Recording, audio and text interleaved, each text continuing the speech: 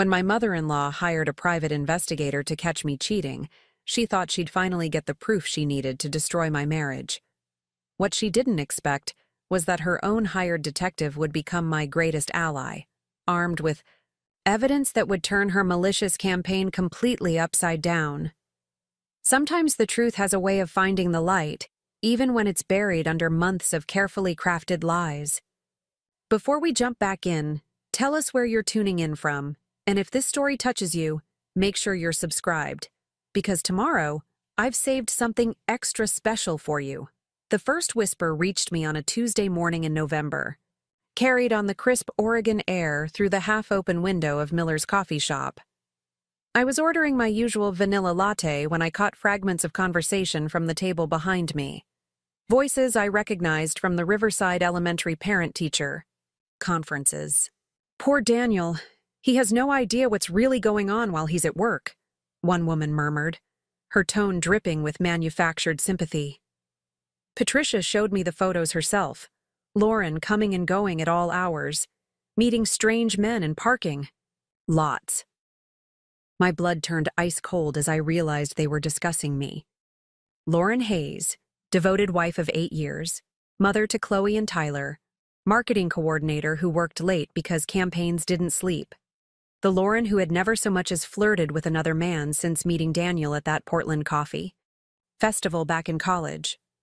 I remained frozen at the counter, my credit card suspended midair as the barista waited patiently. The conversation continued behind me, each word landing like a physical blow. "And the way she dresses for work these days," another voice chimed in. "Much too provocative for a mother of 2. Patricia says she's been tracking Lauren's schedule and there are hours unaccounted for almost every week." Patricia Brennan, my mother-in-law, the woman who had never quite accepted that her precious only son had married someone from California, someone who hadn't grown up in their tight-knit Riverside community. The retired school principal who still commanded respect and fear in equal measure throughout our small Oregon town. I completed my transaction with shaking hands and retreated to a corner table. My appetite for coffee completely vanished. Through the window, I could see the autumn leaves falling steadily from the maple trees that gave our neighborhood its name. Maple Ridge had felt like home for 8 years, a place where Tyler could ride his bike safely and Chloe could walk to her friend's house without worry. Now it felt like enemy territory. My phone buzzed with a text from Stephanie Walsh, my closest friend since we'd met at Tyler's first soccer practice 5 years ago. "Can you talk? Something weird happened at the grocery store today." I stepped outside into the November chill and called her immediately.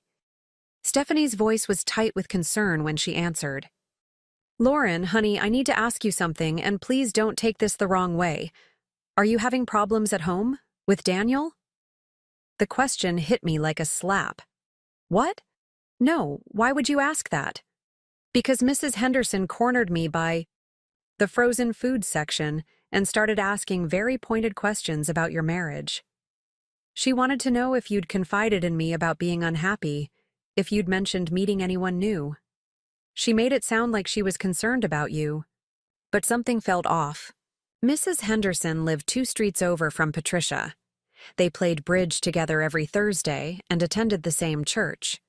The invisible network of Riverside's longtime residents, spreading information faster than any social media platform ever could. "Stephanie, I need to tell you something." I found myself scanning the parking lot, paranoid about who might overhear. "I think Patricia is spreading rumors about me having an affair." The silence on the other end stretched long enough that I checked to make sure the call hadn't dropped. "That's insane," Stephanie finally said, but her voice lacked the immediate outrage I'd expected. "Although, now that you mention it, Carol Jensen made some strange comments at book club last week. Asked if I'd noticed you seeming distant lately, if you were spending more time away from home." Carol Jensen, Patricia's next-door neighbor and closest confidant. The picture was becoming clearer, and it made me nauseous.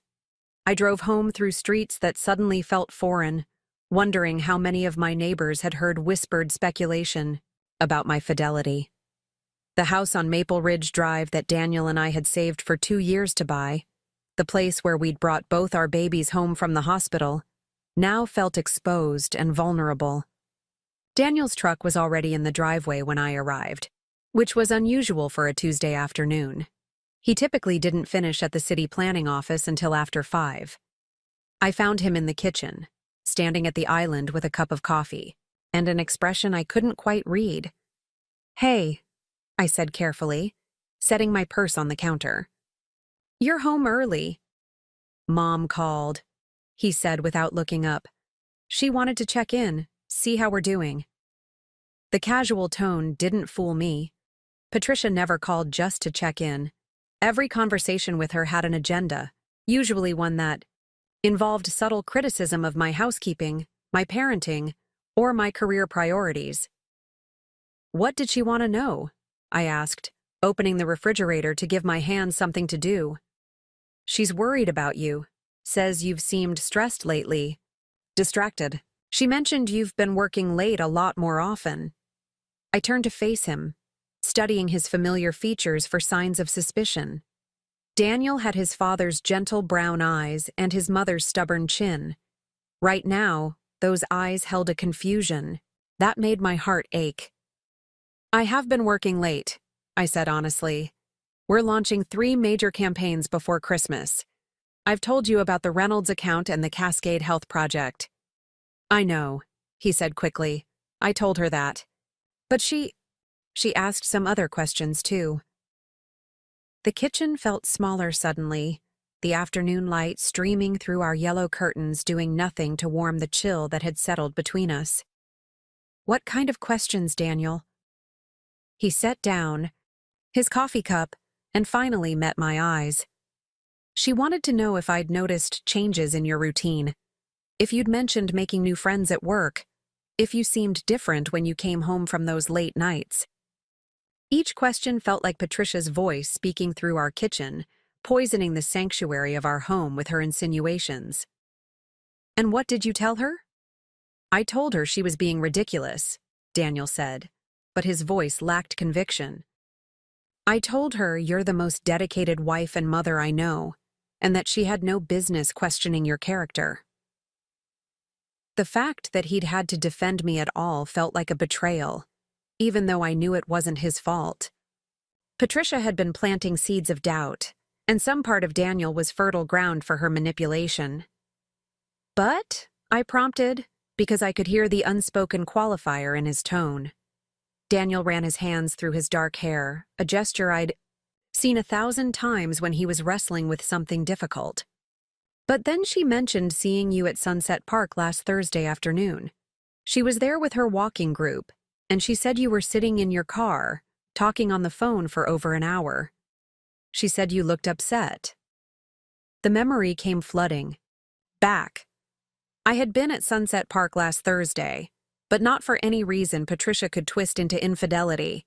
I'd been on a conference call with a client in New York, dealing with a crisis that threatened to derail their entire campaign. I'd pulled into the park because the cell reception was better there, and I'd stayed in the car because November in Oregon wasn't exactly conducive to outdoor phone meetings. "I was working," I said. "The Hartman Group was threatening to pull their account. I spent 2 hours on calls trying to save it." "I believe you," Daniel said, and I could tell he was trying to convince himself as much as me. "But Mom seemed to know a lot of details. She said you were there for over an hour, that you seemed emotional during the call." The implication was clear. Patricia hadn't just happened to see me at the park. She'd been watching me, taking note of my whereabouts and my behavior. The realization sent a chill down my spine that had nothing to do with the Oregon weather. "Daniel, your mother is following me." He shook his head immediately. "That's crazy. She's not following you. She just happened to be at the park with her walking group." "At 3:30 on a Thursday afternoon? When does her walking group ever meet at 3:30? The question hung between us, and I watched Daniel's face as he processed what I was suggesting. His mother, the woman who had raised him with strict moral codes and unwavering principles, was potentially stalking his wife. "Maybe she got the time wrong," he said weakly, Or maybe she's been keeping track of my schedule and positioning herself to observe me. How else would she know I've been working late more often? How else would she have specific details about my whereabouts on random afternoons? Daniel's phone buzzed with a text message. He glanced at it and his expression tightened. She wants to have dinner this weekend. All of us. She says it's been too long since we've had a family meal together. The timing felt deliberate. Patricia wanted to see us together, to observe our interaction and look for cracks in our marriage that she could exploit further. Fine, I said, surprising Daniel with my quick agreement. Let's have dinner with your mother. I have nothing to hide. That evening, after Tyler finished his homework and Chloe completed her debate team preparation, I sat in our bedroom and tried to make sense of what was happening. Patricia had never been my biggest fan, but this felt like more than disapproval. This felt like a calculated campaign to destroy my marriage. I thought back to Daniel's last birthday party, 2 months ago. Patricia had insisted on hosting it, at her house on Hillcrest Drive, and I'd spent the afternoon helping in her kitchen while she held court with her longtime friends. I'd overheard fragments of conversation that day too, discussions about marriages that had failed, women who had been unfaithful, the importance of staying vigilant about threats to family stability. At the time, I'd assumed it was general gossip. Now I wondered if Patricia had been laying groundwork, preparing her social circle for the story she planned to spread about me. My laptop sat open on the dresser, and I found myself researching private investigators in the Portland area. If Patricia was determined to find evidence of an affair that didn't exist, maybe I needed professional help to document what was really happening. The idea felt paranoid and excessive, but so did hiring someone to follow your daughter-in-law around a small Oregon town. Daniel emerged from the bathroom, his face weary in a way that made him look older than his 34 years. I keep thinking about what you said, he admitted, settling onto his side of the bed. About Mom keeping track of your schedule. It does seem like she knows an awful lot about your daily routine. I'm not imagining this, Daniel. She's been watching me, and now she's spreading rumors based on perfectly innocent activities that she's twisting into something sinister. But why would she do that? What would she gain from destroying our marriage? It was a question I'd been asking myself all afternoon. Patricia had never been openly hostile toward me. Her disapproval had always been subtle, delivered through backhanded compliments and gentle suggestions that I could be a better wife and mother if I just tried harder. Maybe she thinks you'd be better off without me, I said quietly. Maybe she's never forgiven you for marrying someone who didn't grow up here, someone she couldn't control. Preparing and narrating this story took us a lot of time, so if you are enjoying it, subscribe to our channel. It means a lot to us. Now back to the story. Daniel was quiet for a long moment, staring at the ceiling fan that rotated slowly above our bed. She did ask me once if I ever regretted not marrying Jennifer Mills, he said finally. Jennifer Mills, his high school girlfriend who had stayed in Riverside, married a local contractor, and produced 3 children while maintaining the kind of traditional domestic life that Patricia valued above all else. When did she ask you that? A few months ago. She made it sound casual, like she was just curious. But she brought up how happy Jennifer seemed, how devoted she was to her family, how she'd never had any interest in working outside the home. The criticism was subtle, but unmistakable. Jennifer Mills represented everything Patricia wanted in a daughter-in-law, and I represented everything she feared about modern women who prioritized careers alongside family. I reached for Daniel's hand in the darkness, needing the physical connection to ground me in what was real and true about our marriage. I love you, I said simply. I love our children. I love the life we've built together. I would never do anything to jeopardize that. I know, he said, squeezing my fingers. But Mom's not going to let this go. You know how she gets when she's convinced she's right about something. That was exactly what I was afraid of. Patricia Brennan, retired educator and pillar of the Riverside community, had the determination of a woman who had spent 30 years managing difficult students and uncooperative parents. If she had decided I was a threat to her son's happiness, she would pursue that conviction with methodical precision until she found a way to prove herself right. The next morning brought the first direct confrontation. I was dropping Tyler off at Riverside Elementary when Patricia appeared beside my car as I prepared to leave the parking lot. She'd timed it perfectly, catching me when I couldn't avoid her without making a scene in front of other parents and teachers who knew us both. "Lauren, dear," she said, her voice carrying the artificial sweetness that always preceded her most cutting observations. "I was hoping we could have a quick chat." "Of course," I replied, though every instinct told me to drive away immediately. Patricia leaned against my car door, effectively trapping me in the driver's seat. She was wearing her best concerned neighbor expression, the one she'd perfected during her years as a school principal dealing with troubled families. "I've been worried about you lately," she began, her gray eyes scanning my face for reaction. "You seem so stressed, so busy with work. I hope you're not taking on more than you can handle." The word seemed supportive, but the undertone was unmistakable. She was probing, looking for signs of guilt or defensiveness that she could interpret as confirmation of her suspicions. "I appreciate your concern, Patricia, but I'm managing everything just fine." "Are you, though?" She tilted her head, her silver hair perfectly styled despite the November wind. "Because Daniel mentioned you've been working very late recently, and I've noticed you seem to spend quite a bit of time away from home during the day as well." There it was. The admission that she'd been monitoring my comings and goings, delivered with the casual confidence of someone who believed she had every right to investigate her daughter-in-law's activities. "My job requires flexibility," I said carefully. "Sometimes I work late, sometimes I have meetings during the day. That's normal for anyone in marketing." "Of course it is," Patricia agreed, but her smile didn't reach her eyes.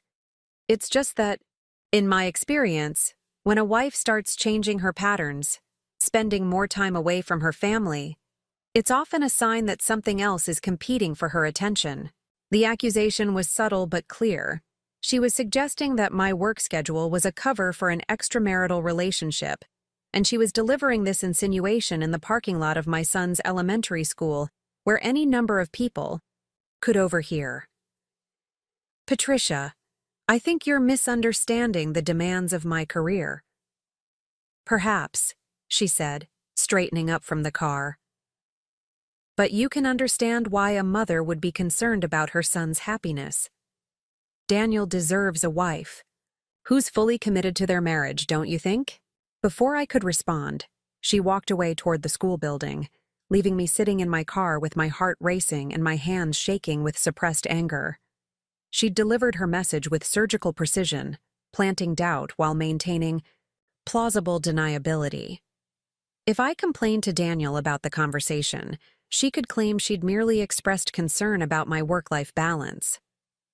I drove to Northwest Marketing Solutions feeling like I was navigating through a minefield. Every interaction, every routine activity was now subject to Patricia's scrutiny and creative interpretation. The client meeting I'd scheduled for that afternoon at Pine Valley Community Center would probably be reported as a suspicious rendezvous. The late night I'd planned to spend finishing the Cascade Health presentation would become evidence of marital neglect. At the office, I found myself confiding in Brian Foster, my colleague and the closest thing I had to an ally in the professional world that Patricia viewed with such suspicion. "She actually confronted you in the school parking lot?" Brian asked, his voice incredulous. "That's harassment, Lauren. You should document this." "Document what exactly? That my mother-in-law thinks I work too much?" "Document that she's stalking you and spreading rumors about your fidelity. That's not normal behavior, even for an overbearing in-law." Brian was right, but the situation felt too delicate for legal intervention. Patricia held too much social power in Riverside, and any aggressive response from me would likely be interpreted as proof of guilt rather than righteous indignation. That weekend's family dinner at Patricia's house on Hillcrest Drive felt like walking into a carefully orchestrated trap. She'd invited Daniel's aunt and uncle, longtime family friends, and even Jennifer Mills with her husband and children. The message was clear. She wanted witnesses to observe our family dynamic and draw their own conclusions about the state of our marriage. I arrived dressed conservatively in a navy sweater and slacks, my hair pulled back in a simple style that couldn't be interpreted as an attempt to attract attention. Patricia greeted me with air kisses and compliments on my appearance that somehow managed to sound like criticisms. "You look lovely, dear. So nice to see you making an effort for family gatherings." The implication that I normally didn't make an effort was subtle but unmistakable to everyone present. Chloe and Tyler, blissfully, unaware of the undercurrents, ran off to play with Jennifer's children while the adults settled into Patricia's formal living room. Throughout the evening, I felt like a specimen under a microscope. Patricia steered conversations toward topics that would allow her to highlight my perceived shortcomings as a wife and mother. She asked pointed questions about my work schedule, my hobbies, my friendships, each inquiry designed to paint a picture of a woman whose priorities lay outside her family. "Lauren works such long hours," she mentioned to Jennifer during dinner. "I worry that she's missing out on so many precious moments with the children." Jennifer, who had clearly been briefed on the evening's agenda, nodded sympathetically. "It must be so hard to balance everything. I've always felt grateful that Mark's income allows me to focus entirely on our family." The comparison was explicit and cutting. Jennifer represented devotion and traditional values, while I represented modern selfishness and misplaced priorities. Daniel tried to defend me, mentioning my contributions to our household income and my dedication to both career and family. But his efforts felt half-hearted, and I could see that Patricia's constant insinuations were taking their toll on his confidence in our marriage. The breaking point came when Patricia suggested that Tyler seemed to be struggling in school because he lacked consistent maternal attention at home. The accusation was baseless and cruel, and it finally pushed me past my limit. "Tyler is an excellent student," I said firmly. "His teachers have nothing but positive things to say about his progress and behavior." "Of course they do," Patricia replied smoothly. "Teachers are always diplomatic, but I've spent enough time in educational settings to recognize when a child is experiencing stress at home." The room fell silent, and I realized that everyone present was waiting to see how I would respond to this direct attack on my parenting.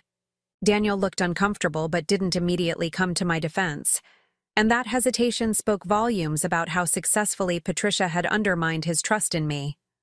I excused myself to the bathroom and found myself staring at my reflection in Patricia's guest powder room, trying to calm my racing heart and plan my next move.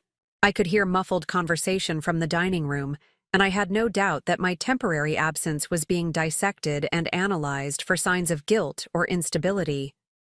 When I returned to the table, the conversation had shifted to holiday plans, but the damage was done.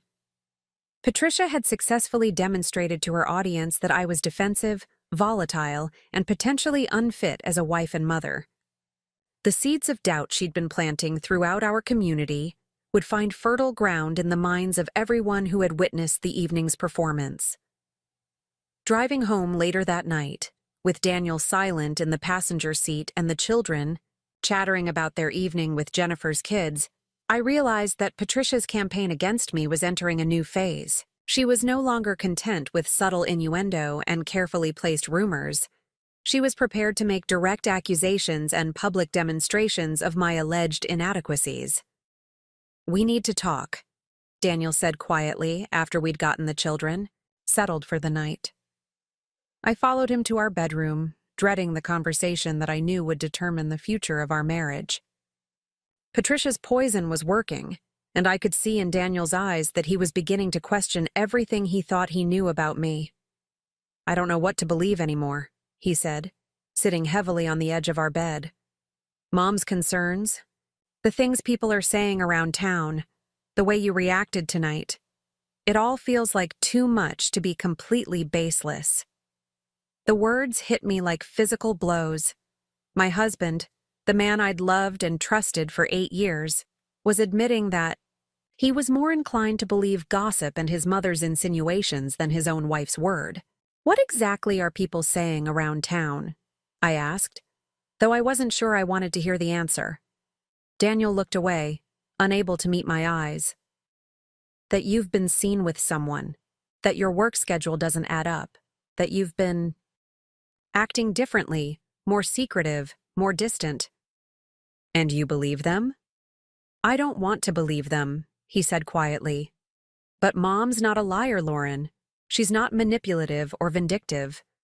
If she's this concerned, if she's going to the trouble of talking to people and asking questions, there must be something behind it."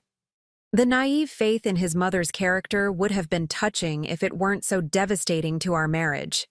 Daniel couldn't see that Patricia was exactly as manipulative and vindictive as the situation required, and his blindness was giving her the power to destroy everything we'd built together.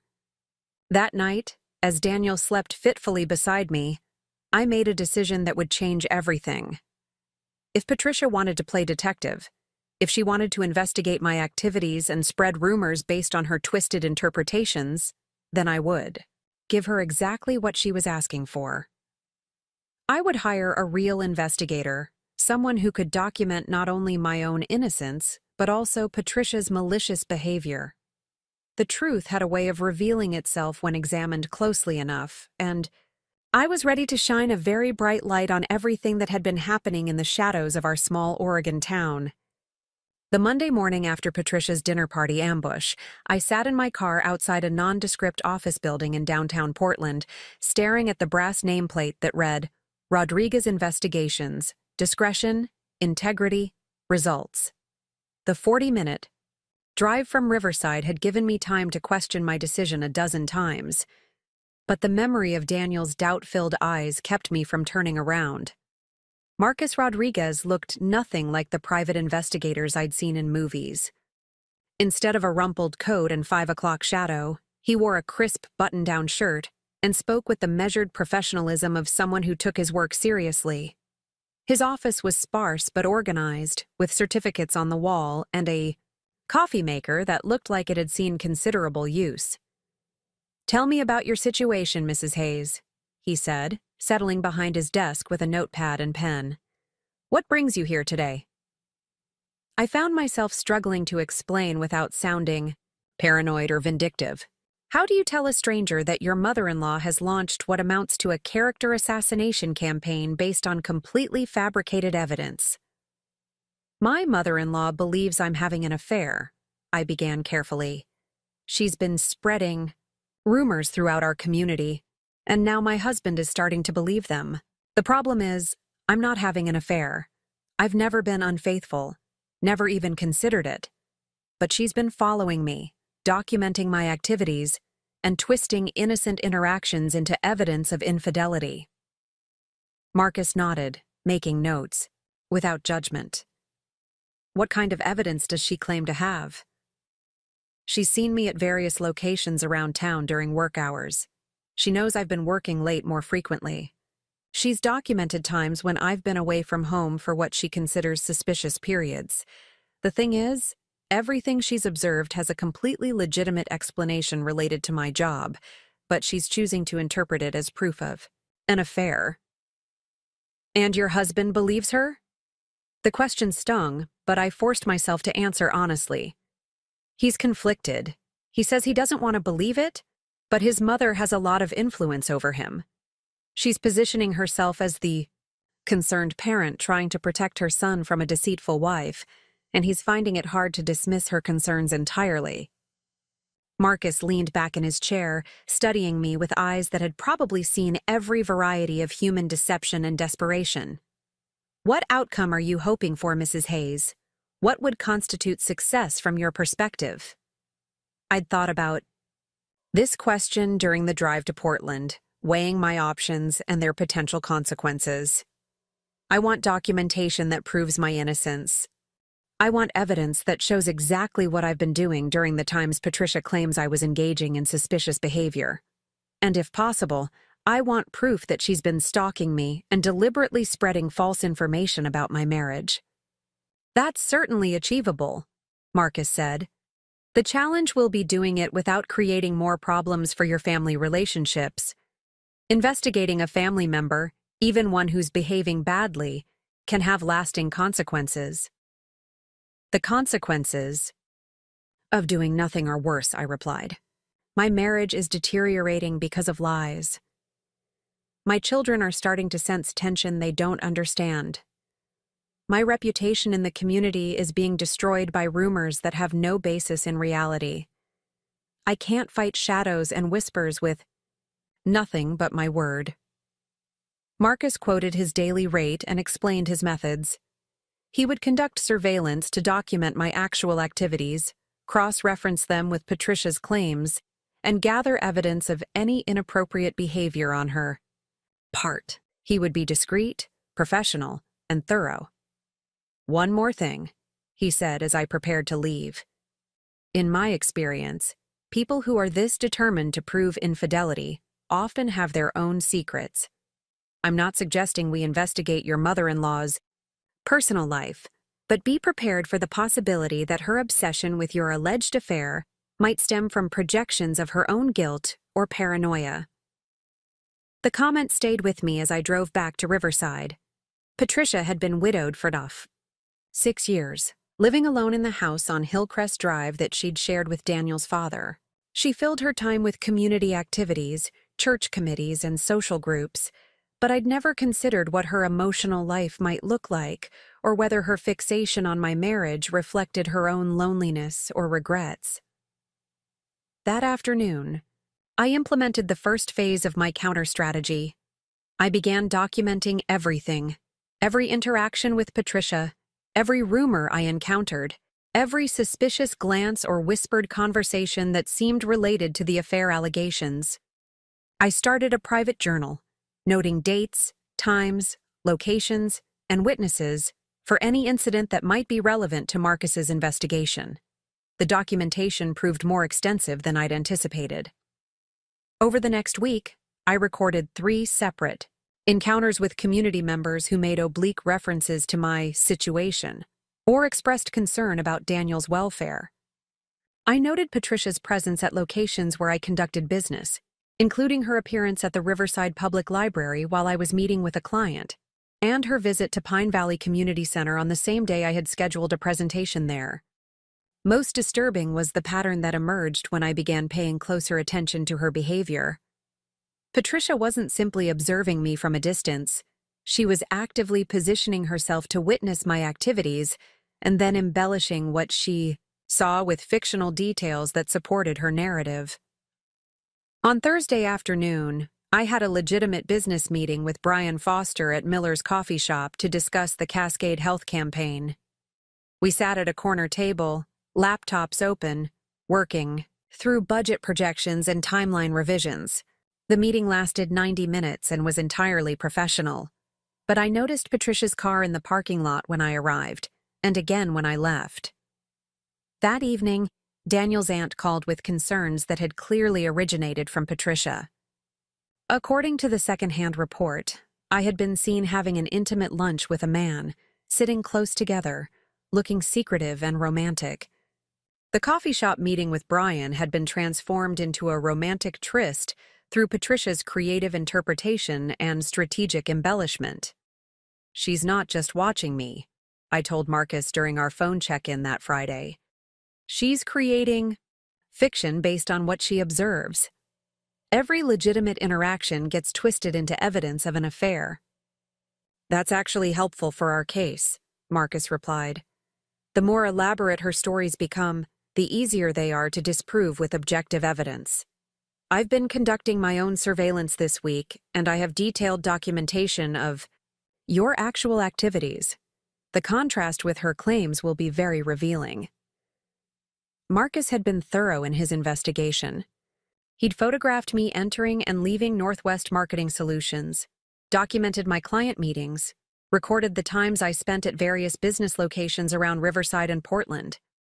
He'd also, without my knowledge, begun documenting Patricia's own movements and discovered that she was indeed following me with systematic dedication. She's invested significant time and energy in tracking your schedule, he reported. I've observed her parked outside your workplace, following you to meetings, and positioning herself at locations where she can observe your activities. This isn't casual concern from a worried mother-in-law. This is deliberate surveillance conducted with the intent to gather information for use against you.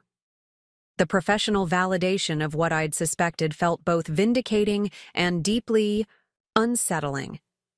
Patricia's behavior went far beyond normal family concern and entered territory that could reasonably be described as harassment or stalking. There's something else, Marcus continued. I've been asking discreet questions around Riverside about your mother-in-law's reputation and social connections. She's been very systematic about spreading information about your alleged affair, but she's also been gathering intelligence from multiple sources. Several people mentioned that she's asked them to keep an eye on you and report anything suspicious. The revelation that Patricia had recruited a network of informants among our neighbors and community members felt like a violation that went beyond personal betrayal. She had turned people I interacted with daily into unwitting participants in her campaign against me. Who has she approached? The grocery store manager mentioned that she'd asked him to note if you shopped at unusual times, or with anyone he didn't recognize. The postal worker said she'd inquired about any changes in your mail delivery patterns. Even the secretary at Tyler's school confirmed that Patricia had asked about your involvement in school activities and whether you seemed distracted or absent during parent conferences. Each revelation painted a picture of a woman who had transformed concern into obsession, recruiting an entire community to participate in surveillance of her daughter-in-law's daily life. That weekend brought the confrontation I'd been dreading. Daniel announced that Patricia wanted to have another family discussion, this time at our house. She had information she needed to share with both of us, information that she claimed would finally resolve the questions about our marriage. What kind of information? I asked, though I already suspected what Patricia thought she had discovered. She won't say exactly, but she's been asking around town, talking to people who might have observed things. She says she has evidence that will either clear up the misunderstanding or confirm her concerns. The phrasing made it clear that Daniel believed Patricia's investigation would vindicate her suspicions rather than prove my innocence. She had successfully positioned herself as the objective seeker of truth, while casting me as the defensive wife with something to hide. Patricia arrived Sunday afternoon carrying a manila folder and wearing the expression of someone who believed she held winning cards in a poker game. She declined my offer of coffee and requested that we sit in the living room for what she described as a serious family conversation. I've been hoping this would all resolve itself, she began, her voice carrying the authority of her former profession. I've been praying that my concerns were unfounded, that there was an innocent explanation for the changes I've observed in Lauren's behavior. Daniel sat forward in his chair, clearly anxious to hear what his mother had discovered. I remained silent, knowing that anything I said would be interpreted as defensiveness or an attempt to deflect from whatever evidence Patricia was about to present. Unfortunately, she continued, opening her folder, my investigation has confirmed my worst fears. Lauren has been deceiving us all. She produced a series of photographs, clearly taken from a distance with a telephoto lens. The images showed me at various locations around Riverside and Portland, often in conversation with men she claimed were unidentified individuals. This photo shows Lauren meeting secretly with a man at Sunset Park, Patricia explained, displaying an image of me sitting in my car while talking on the phone. She told Daniel she was working, but as you can see, she's clearly having an intimate conversation with someone. The photograph was real, but Patricia's interpretation was complete fiction. I had indeed been at Sunset Park that day, conducting a conference call with the difficult client in New York. The emotional expression she was interpreting as romantic intimacy was actually professional frustration as I tried to save a failing business relationship. This one shows her having lunch with the same man at Miller's coffee shop, Patricia continued, producing the image Marcus had warned me about. They're sitting very close together, clearly engaged in personal rather than professional conversation. The photograph showed Brian Foster and me working on the Cascade Health campaign, our laptops open and business documents spread across the table. But from Patricia's distant vantage point, our collaborative work posture could be misinterpreted as intimate proximity. "And this," she said triumphantly, producing a final photograph, "shows her entering a hotel in downtown Portland with the same man. They were inside for over 2 hours." The image showed me walking into the lobby of the Marriott downtown, where I had attended a marketing conference the previous month. Brian had been there as well, representing our company at the same event. But Patricia had photographed only our arrival and created her own narrative about what our presence there meant. Daniel studied the photographs with an expression that broke my heart. I could see him trying to reconcile the images with his knowledge of my character, struggling to find innocent explanations for what Patricia was presenting as clear evidence of infidelity. "These photographs don't show what you think they show," I said carefully. "Each of these situations has a completely legitimate professional explanation." "Of course you'd say that," Patricia replied smoothly. "But the evidence speaks for itself. You've been meeting with this man regularly, spending hours together in private settings, lying to your husband about your whereabouts." "I haven't lied about anything. Every one of these occasions was work-related, and I can provide documentation to prove it." Patricia's smile was cold and satisfied. "Then you won't mind if we verify that documentation. You won't mind if we contact your employer to confirm these alleged business meetings and conference attendance." The challenge was clearly designed to intimidate me into confession. Patricia assumed that my claims of professional legitimacy were lies that would crumble under scrutiny. What she didn't know was that I had been documenting everything. That Marcus had been conducting his own investigation, and that verification would prove my innocence rather than her accusations. "I would welcome that verification," I said calmly. "In fact, I insist on it." The confidence in my voice seemed to surprise both Patricia and Daniel. I could see doubt creeping into Patricia's expression as she realized that I wasn't reacting with the guilt and panic she'd expected. "Furthermore," I continued, reaching for my own folder that I'd prepared for this moment, "I think it's time we discuss the methods you've used to gather this so-called evidence."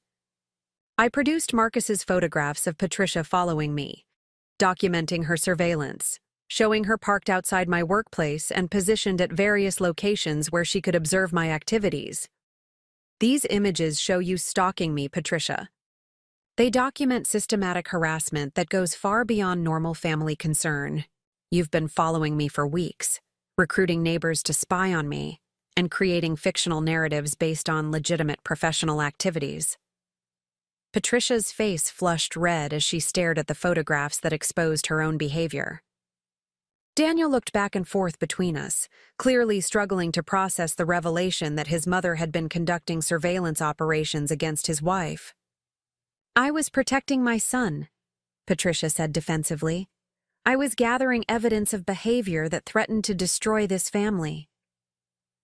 "You were creating the very destruction you claimed to be preventing," I replied. "You've turned our marriage into a battleground based on lies and paranoia. You've recruited our entire community to participate in harassment disguised as concern." The room fell silent as the weight of mutual accusations settled between us. Patricia's carefully constructed case against me was crumbling under scrutiny, but the damage to my marriage and my relationship with Daniel felt potentially irreversible. "I want to see the documentation," Daniel said quietly. "Both of you. I want to see every piece of evidence, every explanation, every photograph and receipt and witness statement. I want the complete truth, not competing versions of reality." It was exactly what I had been hoping for. The opportunity to present objective evidence rather than defending against innuendo and speculation. Marcus had prepared a comprehensive report that would vindicate me completely, but I also knew that exposing Patricia's behavior would have consequences that extended far beyond our immediate family. "There's one more thing," I said, looking directly at Patricia. I've hired a private investigator to document the truth about my activities and your harassment. He's prepared a complete report that proves my innocence and exposes your malicious behavior. We can review it together, right now, and finally put an end to this destructive campaign you've waged against our marriage. Patricia's face went white as the implications of my statement sank in. She had assumed she was the only one conducting investigations, the only one gathering evidence and building a case. The revelation that I had been doing the same thing, with professional help and objective documentation, shifted the power dynamic completely. "You hired a private investigator to spy on your own family?" she asked, her voice shaking with outrage. "I hired a private investigator to document the truth and protect my marriage from false accusations. Just like you've been conducting your own investigation, except mine was done legally and ethically by a licensed professional." Daniel stood up abruptly, running his hands through his hair in the gesture I knew meant he was overwhelmed by conflicting information and emotions. "I need to see everything," he said. "Every photograph, every report, every piece of evidence from both of you. I need to understand what's been happening in my own family without my knowledge." The moment I had been working toward had finally arrived. The truth would be revealed, not through accusations and counter-accusations, but through objective evidence gathered by a professional investigator. Patricia's campaign of rumors and speculation would be exposed for what it was, and my innocence would be proven beyond any reasonable doubt.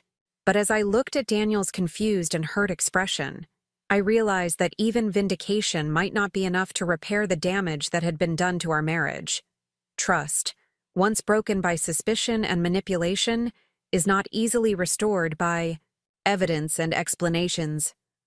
The road back to the life we'd shared before Patricia's interference would be long and uncertain, regardless of what Marcus's investigation had revealed. Marcus Rodriguez arrived at our house that evening carrying a leather briefcase and an expression of professional determination. I had called him immediately after Patricia's departure, requesting an emergency meeting to present his findings to Daniel. The timing couldn't have been more crucial. My husband sat at our kitchen table, surrounded by Patricia's photographs and accusations, looking like a man drowning in conflicting versions of reality. "Mr. Hayes?"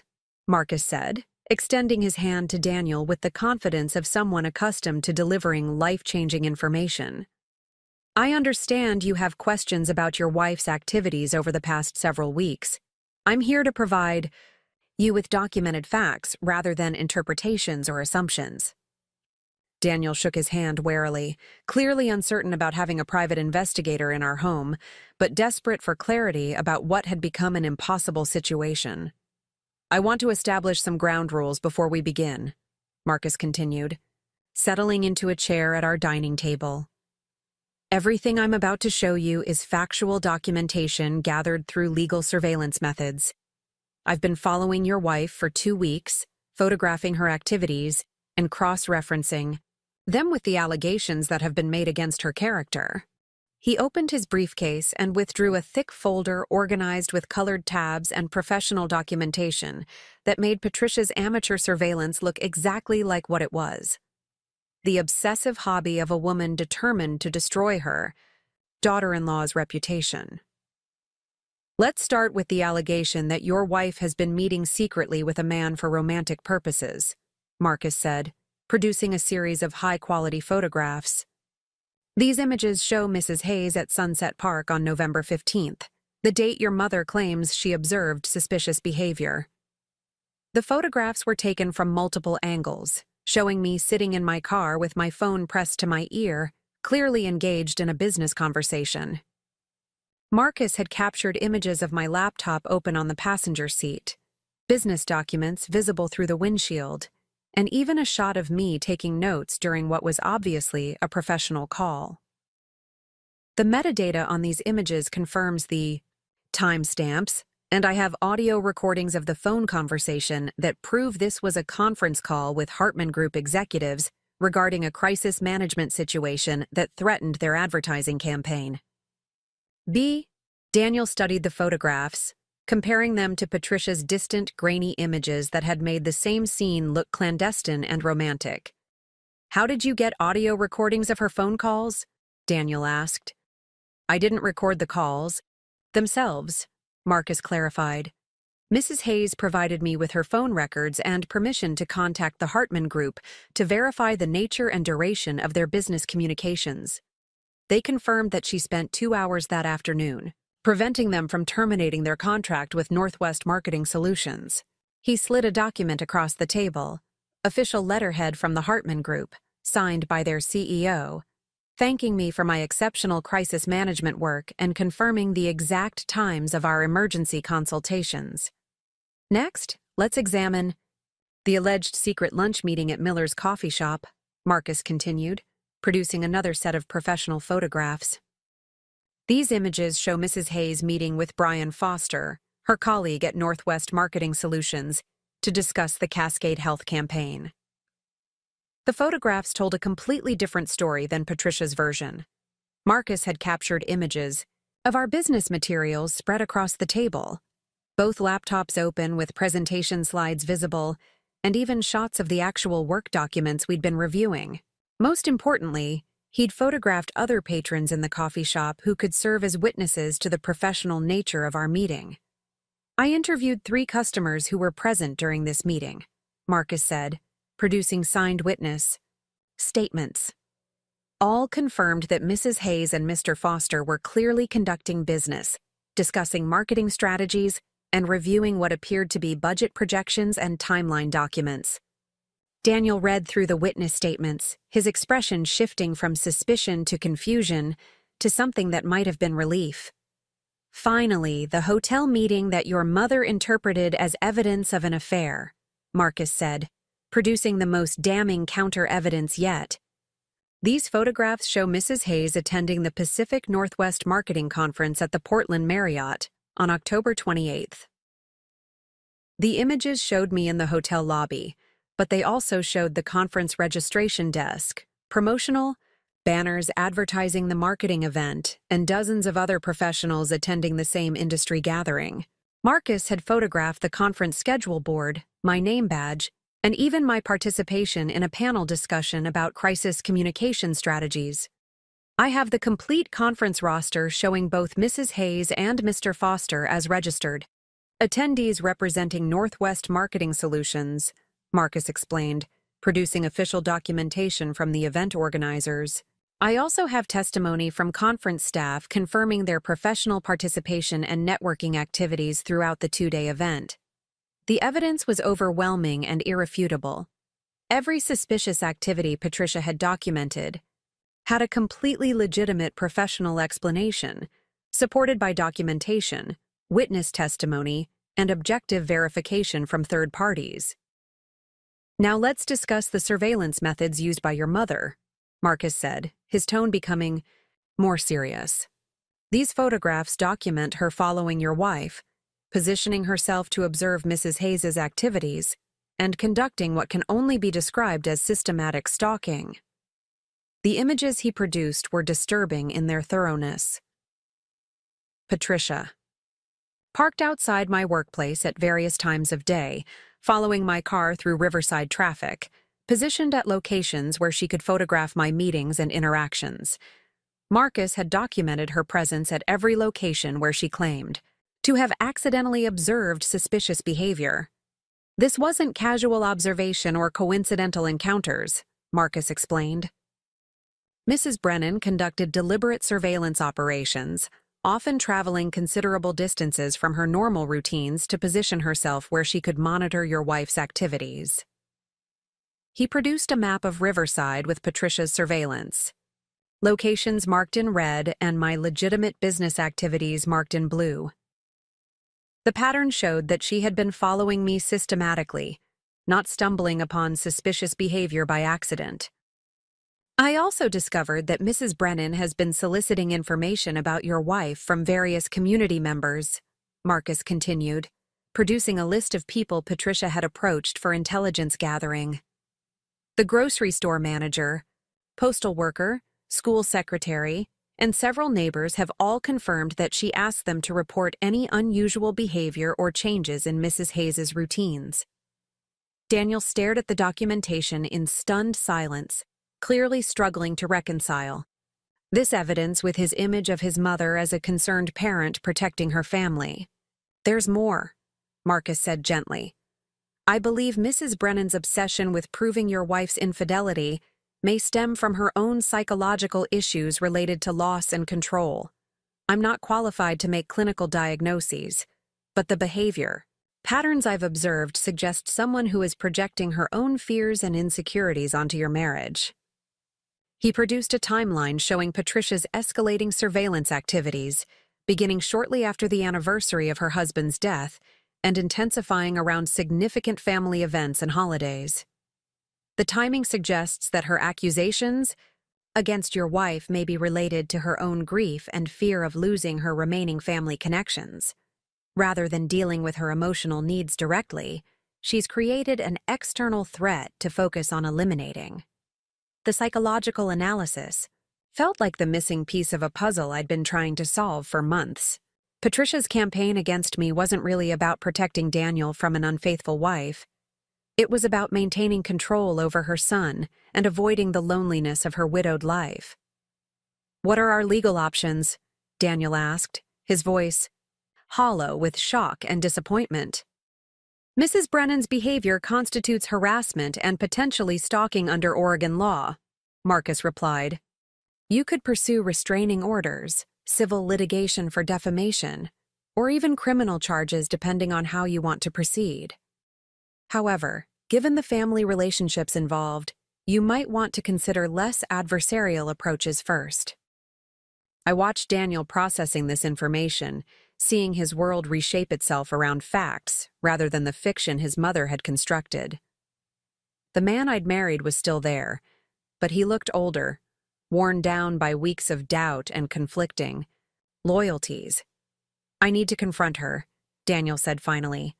"I need to show her this evidence and demand an explanation for what she's been doing to our family." "Before you do that," Marcus interjected, "I recommend documenting her response.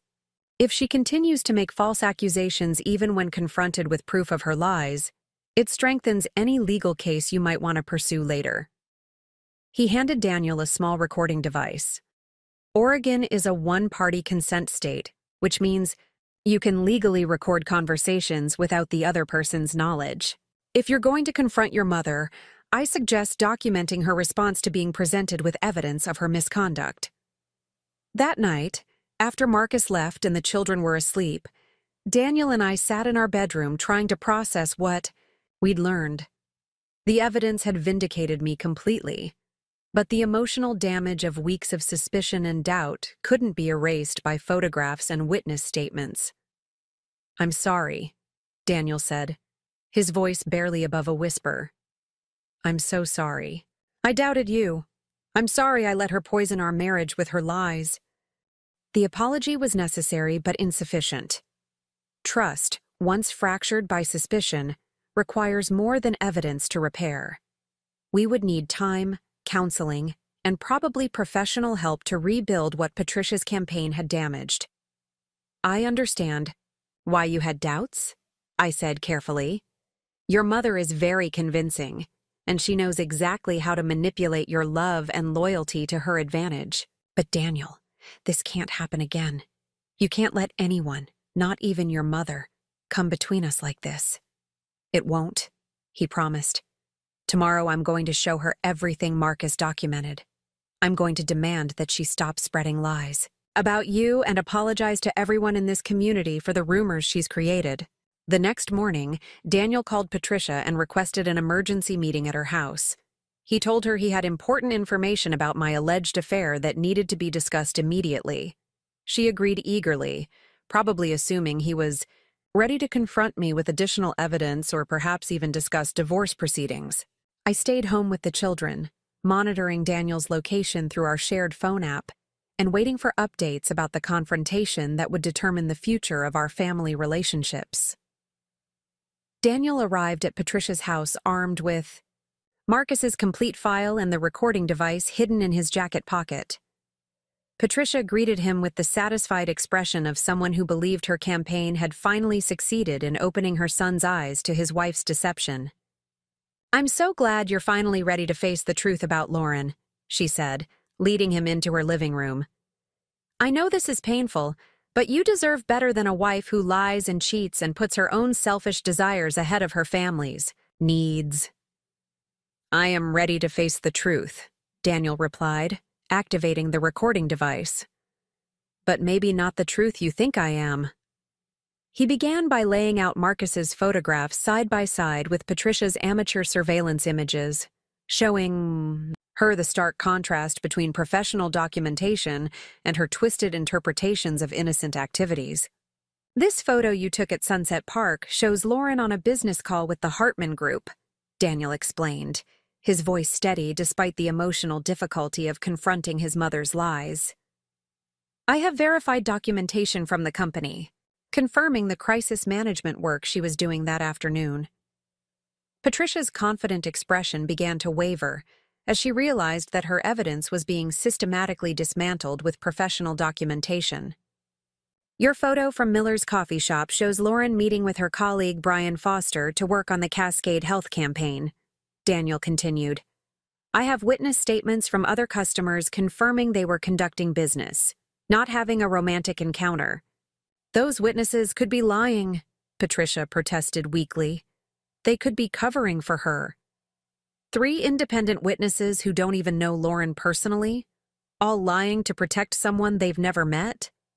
Daniel's voice carried the first hint of anger.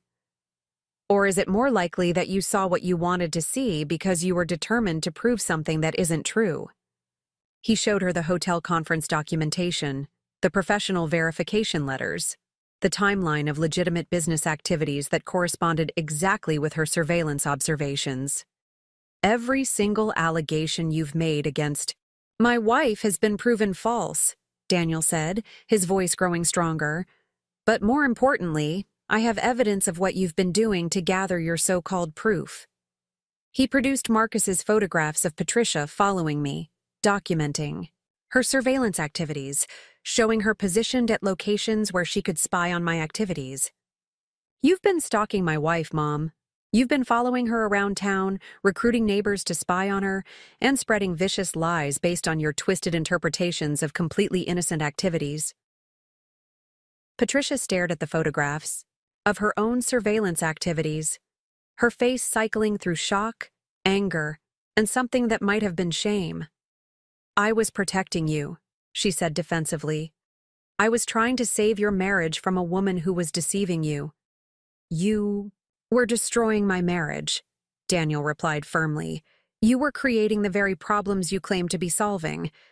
You turned our entire community against Lauren based on lies and paranoia."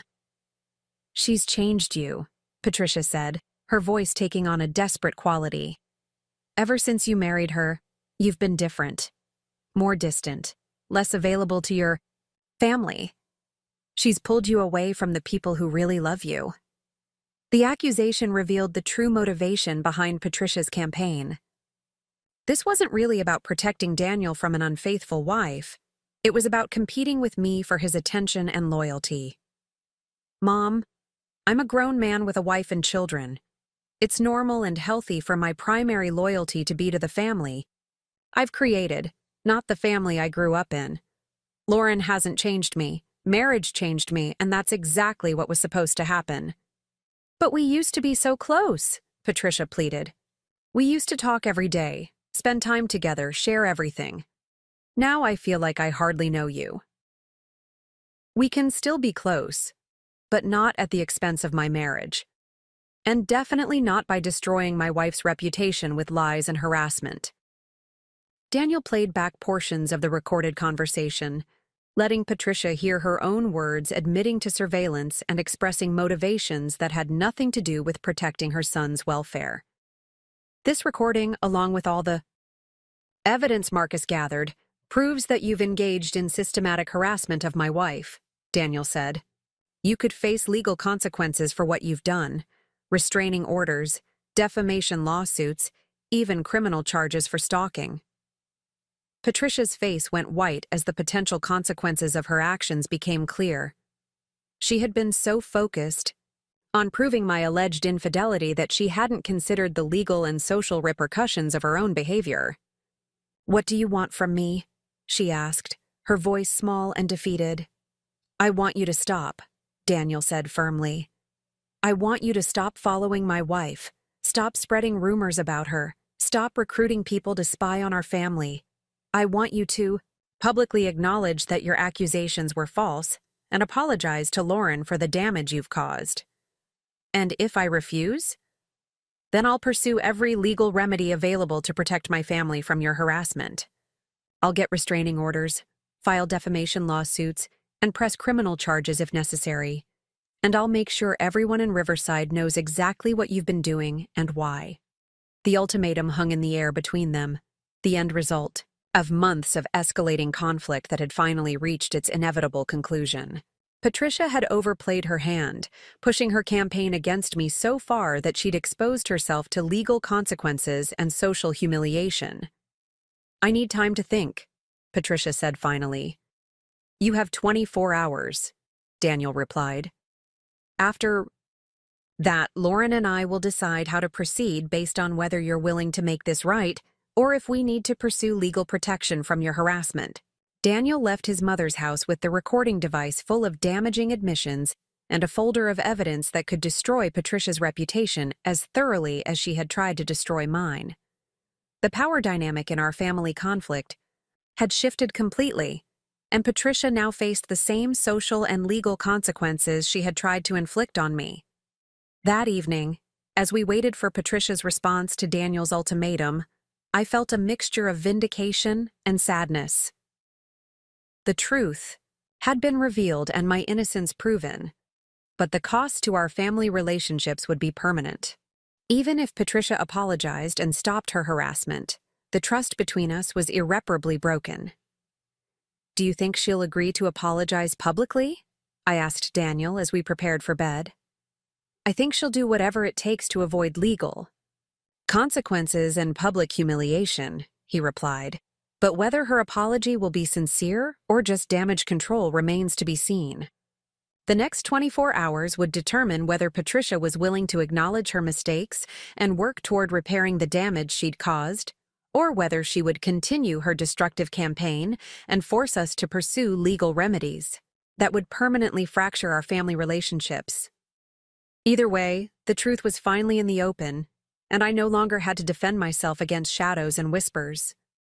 The private investigator Patricia's paranoia had made necessary had become the instrument of her own exposure, proving beyond any doubt that sometimes the best defense against false accusations is simply the documented truth. Patricia's call came at 7:30 the next morning, her voice tight with barely controlled fury. She demanded that Daniel come to her house immediately for what she called a final discussion about our family's future. When he hesitated, she added that she had spoken with several people overnight and had important information that would change everything. Daniel looked at me across our breakfast table, both of us recognizing the tone of someone who had spent sleepless hours plotting rather than reflecting. Patricia wasn't calling to apologize or accept responsibility. She was preparing for one last offensive in her war against our marriage. "I'm going with you," I announced, surprising Daniel with my decision. "Whatever she has planned, whatever new accusations or twisted evidence she thinks she's discovered, I want to face it directly. No more secondhand reports or filtered conversations." Daniel nodded grimly, understanding that this confrontation would determine whether our family could move forward or whether Patricia's obsession would require legal intervention to stop. We drove to Hillcrest Drive in silence, both lost in thoughts about how drastically our lives had changed in just a few weeks. The tree-lined street where Patricia lived looked peaceful in the morning light, giving no hint of the drama that had been unfolding behind the well-maintained facades of Riverside's most established neighborhood. Patricia answered her door wearing her best church dress and the expression of righteous determination that had served her well during 3 decades of managing difficult students and parents. She had clearly prepared for this meeting with the same tactical precision she'd once applied to parent-teacher conferences with hostile families. "Lauren," she said with icy politeness, "I wasn't expecting you to join us. This conversation concerns matters between Daniel and myself." "Actually," I replied, stepping into her foyer without invitation, "this conversation concerns lies that have been told about me, rumors that have damaged my reputation, and harassment that has affected my daily life. I think I have every right to be present." Patricia's jaw tightened, but she led us into her formal living room, where she had arranged several chairs facing a small table covered with documents, photographs, and what appeared to be handwritten notes. "I've spent considerable time since yesterday's conversation thinking about the accusations you've made against me," Patricia began, addressing Daniel while pointedly ignoring my presence. "I've also spoken with several community members who have information that puts your wife's activities in a very different light." She gestured to the materials on her table like a prosecutor presenting evidence to a jury. "What you interpreted as harassment was actually concerned investigation by multiple people who care about this family's welfare. I wasn't the only one who noticed changes in Lauren's behavior and questioned what they might mean." Daniel leaned forward, his expression skeptical but willing to hear what his mother claimed to have discovered. "Carol Jensen has been keeping detailed notes about the unusual visitors Lauren has been receiving at your house," Patricia continued, producing a small notebook filled with Carol's careful handwriting. "Men arriving at odd hours, staying for extended periods while you were at work, leaving through the back door to avoid being seen from the street." The accusation was so outrageous that I actually laughed, which seemed to infuriate Patricia even more. "You find it amusing that your neighbor has documented evidence of your extramarital activities," she demanded, finally acknowledging my presence. "I find it amusing that you've convinced Carol to spy on my house and create fiction about maintenance workers, delivery drivers, and repair technicians," I replied calmly. "Would you like me to provide receipts for the plumber who fixed our kitchen sink, the cable technician who upgraded our internet service, and the appliance repairman who serviced our washing machine?"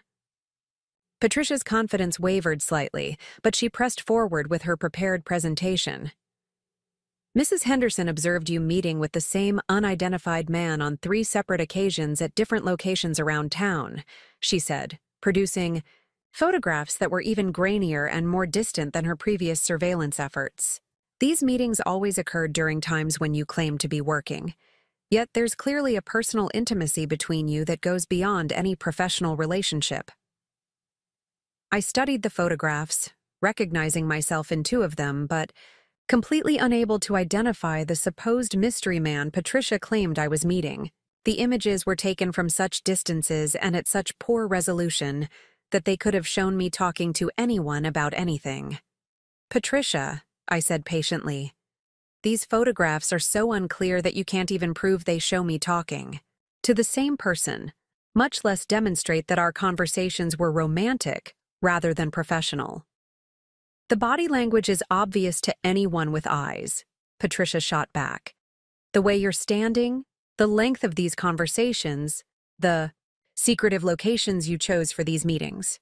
Daniel studied the photographs with increasing frustration, clearly unable to see the romantic intimacy his mother claimed was evident in the blurry, distant images. "Mom, these pictures don't prove anything except that Lauren talks to people as part of her job. You're asking me to destroy my marriage based on shadows and speculation." Patricia's face flushed red with anger and desperation.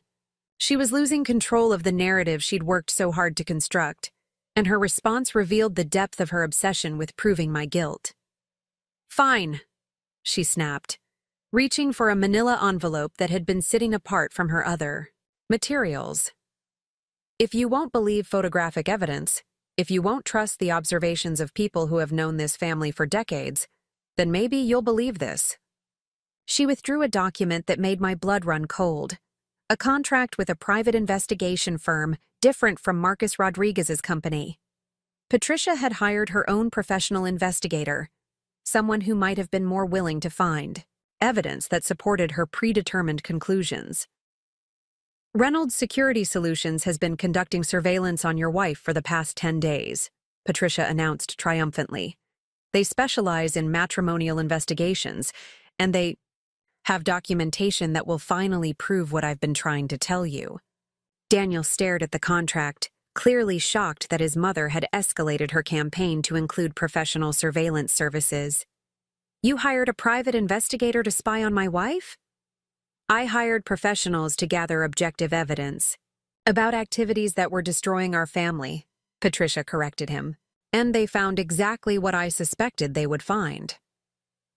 She reached for her phone and began scrolling through what appeared to be a digital report from Reynolds Security Solutions. They have photographs of Lauren entering a residence that doesn't belong to any known business contact, Patricia said, showing Daniel images on her phone screen. They have documentation of her spending over 3 hours at this location on 2 separate occasions, always during times when she claimed to be working late at the office. My heart sank as I recognized the location in the photographs. The house belonged to Stephanie Walsh, my closest friend, where I had spent several evenings over the past 2 weeks discussing the crisis with Patricia and seeking emotional support during the most difficult period of my marriage. They also have evidence that she's been receiving personal phone calls from an unidentified male caller, always answered in private locations away from her workplace or home. Patricia continued, her voice gaining strength as she sensed that this new evidence was having the impact she'd hoped for. The phone calls were from Marcus Rodriguez, updating me on his investigation and coordinating our strategy for exposing Patricia's harassment. But taken out of context and presented without explanation, I could see how they might appear suspicious to someone determined to find evidence of infidelity. Furthermore, Patricia said, producing printed emails from her phone, they have documented communications between Lauren and this same individual that suggest a relationship that goes far beyond professional consultation. She handed Daniel printouts of email exchanges that had clearly been obtained through questionable means. The messages were indeed from Marcus, but they had been selectively edited to remove context and create the impression of personal intimacy rather than professional collaboration. Daniel read through the manipulated communications with a growing expression of confusion and hurt.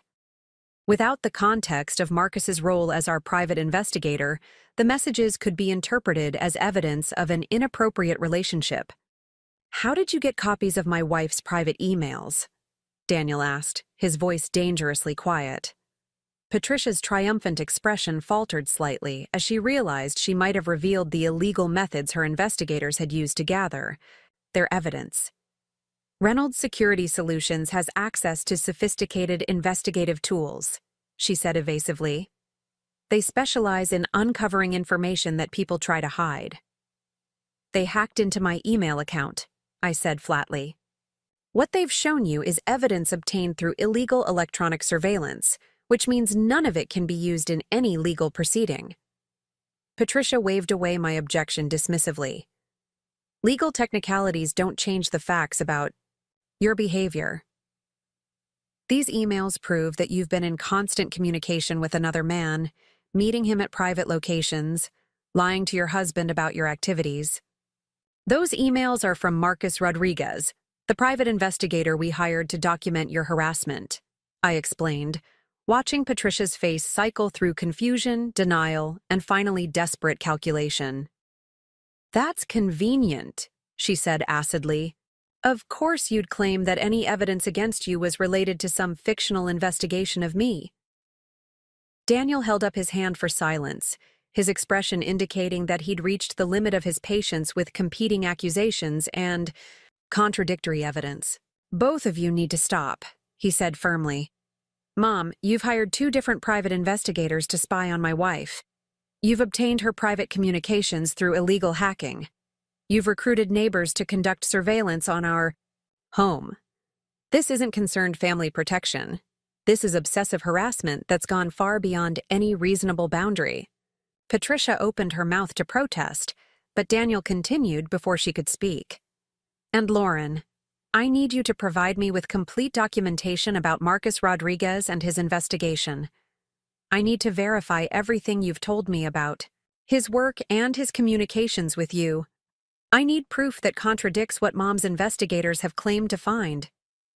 I nodded, understanding that Daniel was trying to navigate between conflicting versions of reality presented by the two women he was supposed to trust most in the world. "I can provide complete documentation," I said. "Marcus's contract, his daily reports, his photographic evidence, witness statements, and verification from every business contact he investigated.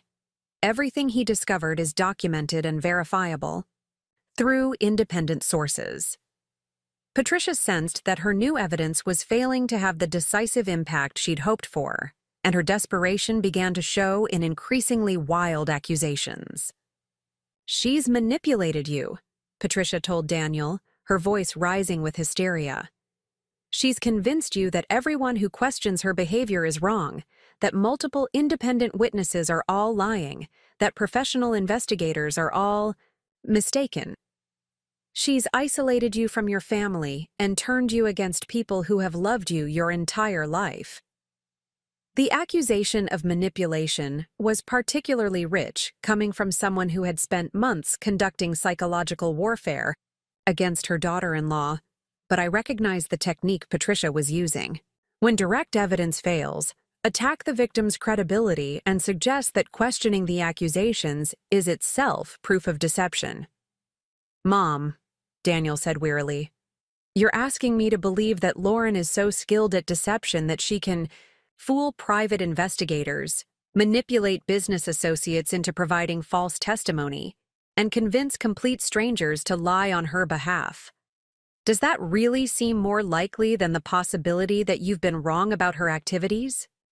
Patricia's response revealed the depth of her delusion and the extent to which she'd convinced herself that reality itself was wrong, rather than accepting that her suspicions were unfounded. "Yes," she said without hesitation.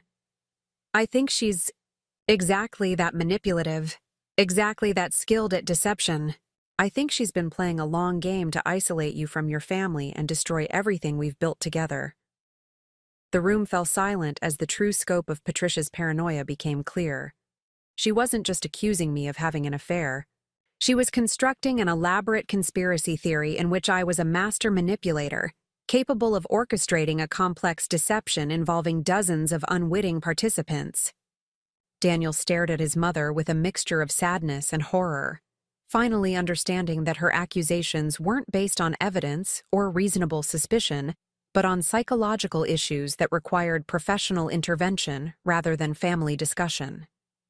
"Mom, you need help," he said gently. "This level of suspicion, this willingness to believe that everyone is lying except you, this obsession with proving something that isn't true, it's not healthy. It's not rational."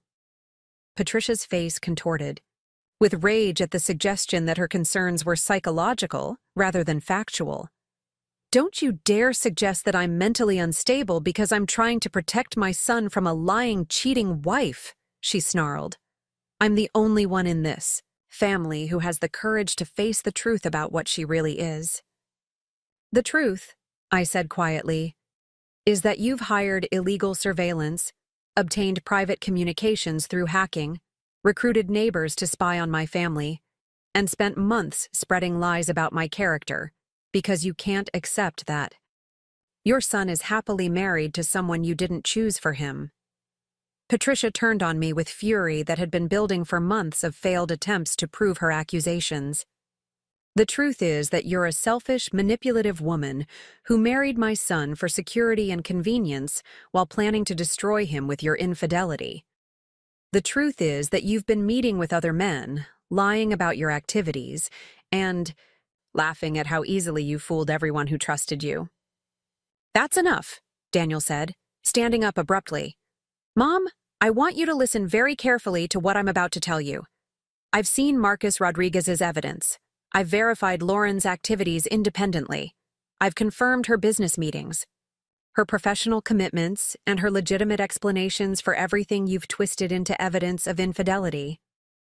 He pulled out his phone and showed Patricia the comprehensive documentation Marcus had provided, including business correspondence, witness statements, and professional verification of every activity she'd claimed was suspicious. Every single accusation you've made has been proven false. Every piece of evidence you've presented has been contradicted by objective documentation. Every witness who supports your claims has been shown to be mistaken or deliberately misled. Patricia stared at the documentation with the expression of someone whose entire worldview was crumbling around her. "But if she's not having an affair," she said slowly, "then everything I've done. Everything you've done has been based on lies you've told yourself, because you couldn't accept that Daniel's primary loyalty belongs to his wife and children rather than to you," I said, not unkindly, but without sparing her feelings. Patricia sank into her chair as the full scope of her mistakes became clear. She had destroyed her relationship with her son, damaged her reputation in the community, and potentially exposed herself to legal consequences, all in service of proving accusations that were completely false. "I was protecting my family," she whispered, but the words lacked conviction. "You were destroying it," Daniel replied. "And now you need to decide whether you're going to take responsibility for what you've done and try to make amends, or whether you're going to continue down this path until it results in restraining orders and criminal charges." The ultimatum was clear, and Patricia understood that her choices had been reduced to accepting responsibility or facing legal consequences that would permanently separate her from her son and grandchildren. "What do you want me to do?" she asked, her voice small and defeated. "I want you to publicly acknowledge that your accusations against Lauren were false," Daniel said. "I want you to apologize to everyone you've involved in spreading rumors about her character. I want you to compensate her for the professional services she had to hire to defend against your harassment. And I want you to agree to family counseling to address the issues that led to this situation." Patricia looked at the documentation spread across her table, evidence of months of obsessive behavior that had accomplished nothing except damaging the relationships she claimed to be protecting. "And if I refuse, then Lauren and I will pursue every legal remedy available to us: restraining orders, defamation lawsuits, criminal charges for harassment and illegal surveillance. We'll make sure everyone in Riverside knows exactly what you've been doing and why. Your reputation will be destroyed as thoroughly as you tried to destroy Lauren's." The threat was delivered calmly, but with absolute certainty. Patricia had pushed the situation past the point where family loyalty could protect her from the consequences of her actions. She sat in silence for several minutes, processing the complete collapse of her campaign against me and the stark choice Daniel had presented. Finally, she looked up with tears in her eyes and nodded slowly. "I'll do whatever you think is necessary to fix this," she said. "I'll apologize publicly. I'll retract everything I've said about Lauren. I'll pay for whatever expenses this has caused your family."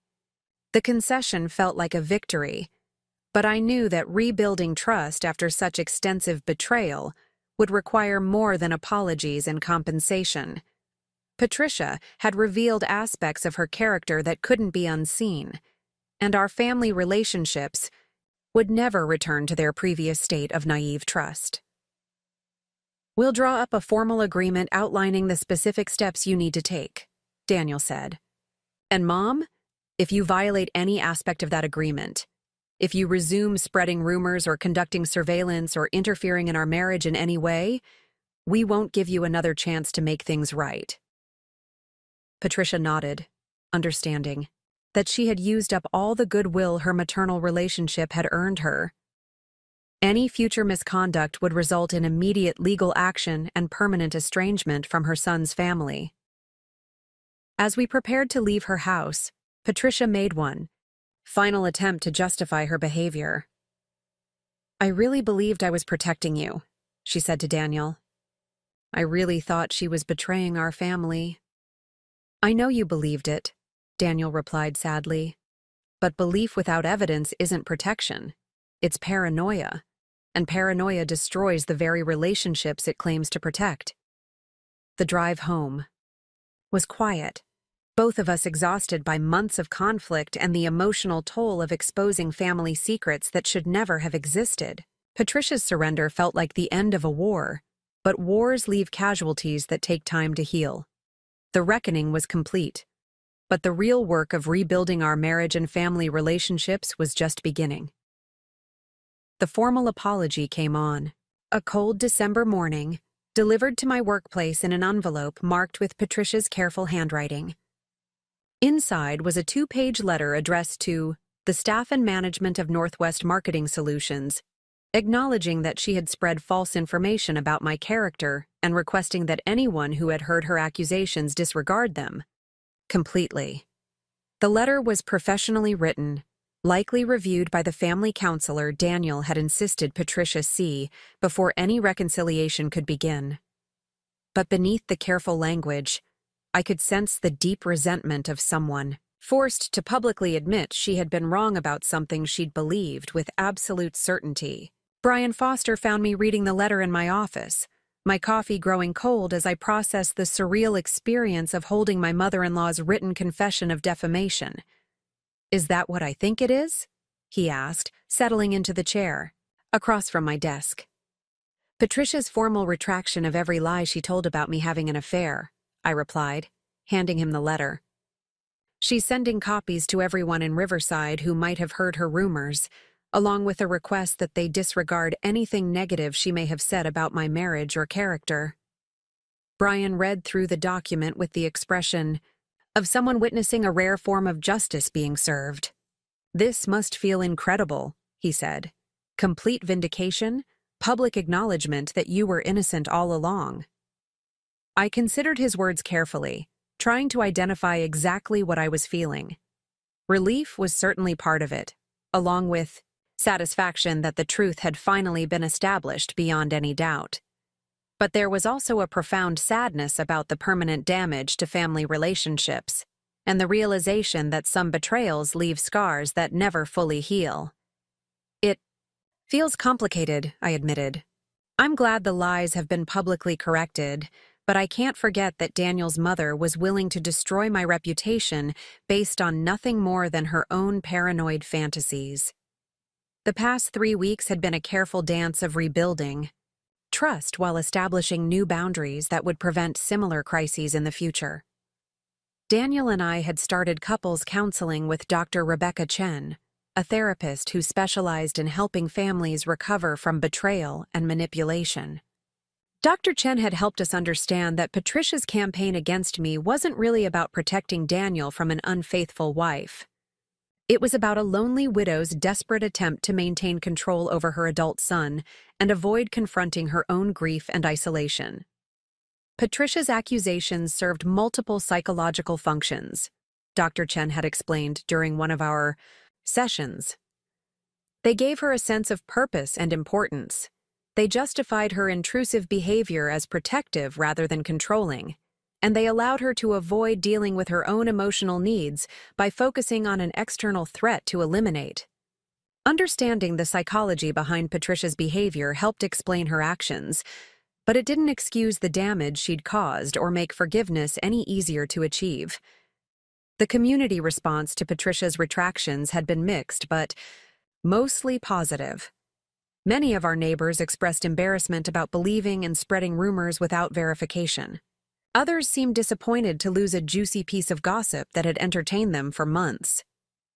Carol Jensen had appeared at our front door 2 days after receiving Patricia's letter, tears streaming down her face as she apologized for her role in surveillance and rumor spreading. "I thought I was helping a friend," she'd sobbed on our doorstep. "Patricia seemed so worried about Daniel, and she asked me to keep an eye on things while she was concerned about your marriage. I never meant to hurt anyone." I'd accepted Carol's apology, understanding that Patricia had skillfully manipulated people's natural concern for family welfare into a network of unwitting accomplices. But I'd also made it clear that any future gossip or surveillance would result in immediate legal action.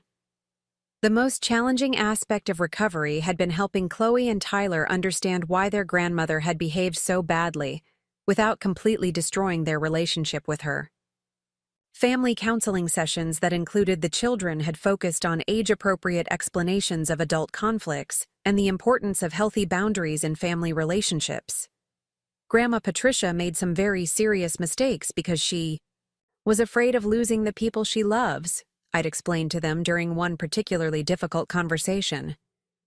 Sometimes when adults are scared or sad, they make choices that hurt other people, even when they think they're doing the right thing. Chloe, now 15 and increasingly sophisticated in her understanding of adult relationships, had processed the situation with remarkable maturity. So Grandma lied about you having a boyfriend because she wanted Dad to pay more attention to her? She'd asked, with the directness that only teenagers can manage. That's a simplified version, but essentially, yes, I'd replied. She was lonely and afraid, and instead of asking for help with those feelings, she created a crisis that she thought would bring Dad closer to her. Tyler, at 12, had been more confused than angry about the situation. His main concern was whether Patricia would still be his grandmother and whether family holidays would continue as they always had. "We'll still see Grandma Patricia," Daniel had assured him, "but there will be new rules about how she treats our family. She'll need to show us that she can respect our boundaries and be honest in her communication." The new rules had been formalized. In a family agreement drafted by Thomas Klein, the attorney we'd consulted about potential legal action against Patricia. The document outlined specific behaviors that were prohibited, consequences for violations, and requirements for ongoing family counseling participation. Patricia was forbidden from conducting any form of surveillance on our family, soliciting information about our activities from third parties, or making accusations about our marriage without concrete evidence. She was required to attend individual therapy to address her grief and control issues, and any future contact with our family would be supervised and limited until she demonstrated consistent, respectful behavior. The agreement also included financial compensation for the legal fees, counseling costs, and professional services we'd incurred defending against her harassment. Patricia had liquidated some investments to cover these expenses, a concrete acknowledgement of the real-world consequences of her actions. Patricia had liquidated some investments to cover these expenses, a concrete acknowledgement of the real-world consequences of her actions. Christmas had approached with careful negotiations about how to handle family traditions in the wake of our crisis. Patricia had requested permission to host her annual Christmas Eve dinner, promising that she would follow all the behavioral guidelines and make no references to recent conflicts. Daniel and I had discussed the request extensively, weighing the benefits of maintaining some family normalcy for the children against the risk of providing Patricia with opportunities to resume her manipulative behavior. "I think we should try," Daniel had said during one of our evening conversations, "but with clear boundaries and an immediate exit plan if she violates the agreement in any way." The Christmas Eve dinner had been awkward but successful in its limited goals. Patricia had been formally polite, but distant, clearly struggling to navigate the new dynamic where she couldn't control or manipulate family interactions. The children had enjoyed seeing their extended family, but they'd also noticed the tension that now existed between their parents and grandmother. After dinner, as we prepared to leave, Patricia had asked for a private moment with me. Daniel had initially objected, concerned about leaving us alone together, but I'd agreed to the conversation with the understanding that he would remain within earshot. "I want you to know that I realize how wrong I was," Patricia had said, her voice carefully controlled. "I want you to know that I understand the damage I caused to your reputation, your marriage, and your sense of security in this community." The apology had seemed genuine, but I'd remained cautious about accepting it completely. "I appreciate you saying that, Patricia, but understanding that you were wrong and taking responsibility for changing the behaviors that led to this crisis are two different things." "I know," she'd replied. "Dr. Morrison has been helping me understand why I became so obsessed with proving you were unfaithful." She says it had more to do with my own fears about losing Daniel than any real evidence of problems in your marriage. Dr. Morrison was the therapist Patricia had been required to see as part of our family agreement. Her willingness to engage seriously with therapy had been one of the few encouraging signs in an otherwise difficult recovery process. The hardest part, Patricia had continued, is accepting that I nearly destroyed the very relationships I was trying to protect. I nearly lost my son and grandchildren because I couldn't deal with my own loneliness and need for control. The admission had represented genuine insight, but I'd known that insight alone wouldn't prevent future problems without consistent therapeutic work and ongoing accountability. As winter turned to spring, our family had slowly developed new patterns of interaction that acknowledged both our desire to maintain relationships and our need for protection from future manipulation. Patricia's visits were scheduled in advance and limited in duration. Her interactions with the children were supervised, and any concerning behavior was addressed immediately through family counseling sessions. The most significant change had been in Daniel's relationship with his mother. He'd always been the dutiful son, accepting her advice and deferring to her judgment in many areas of his life. The revelation of her harassment campaign had forced him to reevaluate their dynamic and establish adult boundaries that prioritized his nuclear family over his mother's emotional needs. "I love my mother," he'd explained to Dr. Chen during one of our sessions, "but I can't allow her to damage my marriage or manipulate my children. She needs to find healthier ways to deal with her loneliness that don't involve controlling other people's lives." The boundary setting had been painful for both Daniel and Patricia, but it had been necessary for protecting our family from future crises. Patricia had struggled to accept her reduced role in our lives, but her therapy work was gradually helping her understand why these changes were necessary. By summer, we'd established a routine that provided some family connection while maintaining the safety boundaries we needed. Patricia joined us for monthly family dinners at neutral locations, participated in supervised visits with the children, and attended family counseling sessions designed to improve communication and prevent future conflicts. The children had adapted to the new normal with resilience that sometimes surprised me. They understood that their grandmother had made serious mistakes, but that our family was working to heal and move forward together. They'd learned valuable lessons about healthy relationships, appropriate boundaries, and the importance of addressing conflicts honestly, rather than allowing them to fester into destructive patterns. My relationship with Patricia remained complicated and would probably never return to the polite cordiality we'd maintained before her campaign against me. 2. Much trust had been broken. Too many lies had been told, and too much damage had been done for us to pretend that nothing had changed. But we'd found a way to coexist peacefully for the sake of Daniel and the children. Patricia's consistent therapy attendance and her genuine efforts to respect our boundaries had created space for cautious reconciliation, even if full forgiveness remained beyond my emotional capacity. The most profound transformation had been in my own sense of self and my understanding of what I was willing to tolerate in relationships. The experience of being systematically targeted by someone who should have been an ally had taught me valuable lessons about standing up for myself and refusing to accept blame for other people's psychological issues. "I think this experience, as horrible as it was, has made you stronger," Stephanie had observed during one of our regular coffee meetings. "You're more confident, more willing to set boundaries, more comfortable advocating for yourself." She was right. Before Patricia's harassment campaign, I might have tried to accommodate her concerns, modify my behavior to address her complaints, or take responsibility for improving our relationship despite her unreasonable demands. The crisis had taught me that some people's problems can't be solved by changing your own behavior, and that enabling destructive patterns often makes them worse rather than better. A year after the crisis began, Daniel and I had renewed our wedding vows in a small ceremony attended by close friends and supportive family members. The renewal wasn't because our marriage had been in danger, but because we wanted to publicly reaffirm our commitment after weathering such a serious challenge to our relationship. Patricia had been invited to attend but had declined, sending a thoughtful card expressing her support for our marriage and her regrets about the difficulties she'd caused. Her absence had been both sad and appropriate, acknowledging that some damage takes longer to heal than others.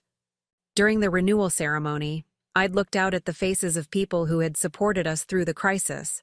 Marcus Rodriguez, who had provided the evidence that saved our marriage, Brian Foster, who had vouched for my professional integrity, Stephanie, who had offered emotional support when I'd felt most isolated, and Dr. Chen, whose therapeutic guidance had helped us rebuild trust and communication.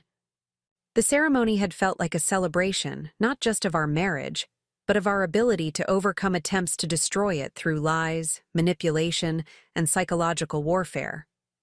We'd proven that truth, properly documented and professionally verified, could triumph over even the most persistent campaigns of defamation. As I'd spoken my renewed vows to Daniel, I'd felt gratitude for the strength we'd found together and the clarity we'd gained about what we would and wouldn't accept in our relationships going forward.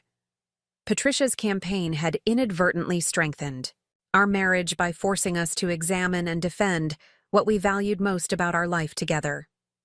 The children had served as witnesses to our renewal ceremony, symbolizing our commitment to protecting and nurturing the family we'd created together.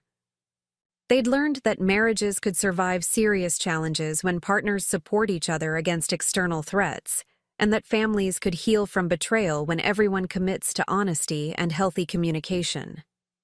2 years later, as I write this account of our family crisis and recovery, Patricia remains in our lives, but in a carefully managed way that protects everyone involved. She's continued her therapy work and has made genuine progress in addressing the loneliness and control issues that led to her harassment campaign. She's developed friendships with women her own age, become involved in community volunteer work that gives her a sense of purpose, and learned to find fulfillment that doesn't depend on managing other people's lives. Her relationship with Daniel has slowly improved as she's demonstrated consistent respect for our family boundaries. The experience taught all of us valuable lessons about the importance of addressing psychological issues directly, rather than allowing them to manifest as attacks on innocent family members. It reinforced the value of professional help when family conflicts escalate beyond normal disagreements into patterns of harassment or manipulation. Most importantly, it proved that truth has power when properly documented and professionally verified. Patricia's campaign might have succeeded if we'd relied only on personal testimony and family loyalty to defend against her accusations. Marcus Rodriguez's objective investigation provided the irrefutable evidence needed to expose her lies and protect our family from further damage. The private investigator Patricia never intended to hire became the instrument of her own exposure, proving that sometimes the best response to false accusations is simply documented truth. When people are determined to find evidence of wrongdoing that doesn't exist, they often reveal more about their own character than about the people they're trying to destroy. Our family emerged stronger from this crisis, with better communication, skills, clearer boundaries, and deeper appreciation for the relationships that truly matter. We learned that love without accountability isn't really love at all, and that protecting people from the consequences of their harmful behavior often enables them to become more destructive rather than helping them change.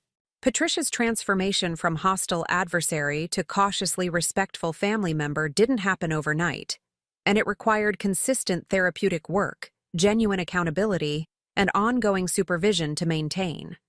But it proved that even seriously damaged family relationships can be rebuilt when everyone involved commits to honesty, professional help, and respect for healthy boundaries. The rumor mill that had once buzzed with speculation about my alleged infidelity now occasionally mentions our family's recovery as an example of how serious conflicts can be resolved through professional intervention and genuine commitment to change. We've become proof that truth, properly documented and courageously defended, can triumph over even the most persistent campaigns of lies and manipulation. Up next, you've got 2 more standout stories right on your screen. If this one hit the mark, You won't want to pass these up. Just click and check them out.